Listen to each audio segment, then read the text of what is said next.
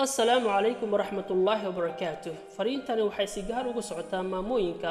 Haddaba maamo waa inaad barataa hababka saxan ee loo seexiyo dhalaanka ama caruurta si aad uga hortagto neef qabitiinka ee keenta cilada dhimashada degdega ah ee caruurta ee loo yaqaano sudden infant death. Fadlan ha u seexin caruurta hababka aan kuu sheegi doono.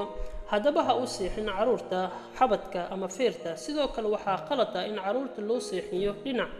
caruurta caafimaadka qaba ama 9 bilood lagu dhalay in loo seexiyo dhabarka ayaa aad u wanaagsan. taasi waxay yareysaa khatarta neef qabitiinka ee keenta cilada dhimashada degdega ah ee caruurta taa oo loo yaqaano sudden infant death. sidoo kale caruurta waxaa wanaagsan in lagu seexiyo joodari xoogaa yar adag, hana ku seexin joodariga aad u jilicsan. sidoo kale waa inaad ka fogaataa inaad caruurta maro aad ku dabooshid sida wajiga iyo gacmaha.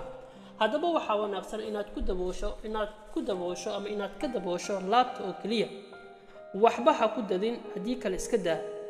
kana ilaali wax kastoo dabooli kara wajiga sida barkimaha, marooyinka, bustooyinka iyo waxyaalaha kale ee caruurta ku ciyaara sida toyska.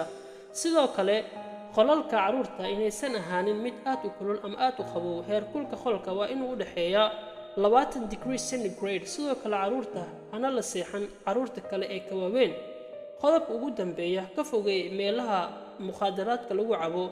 haddaba maamo muuqaalkan haddaa wax ka faa'iiday fadlan u sheergari asxaabtaada si ayagana ay uga faa'iidaystaan. mahadsanid.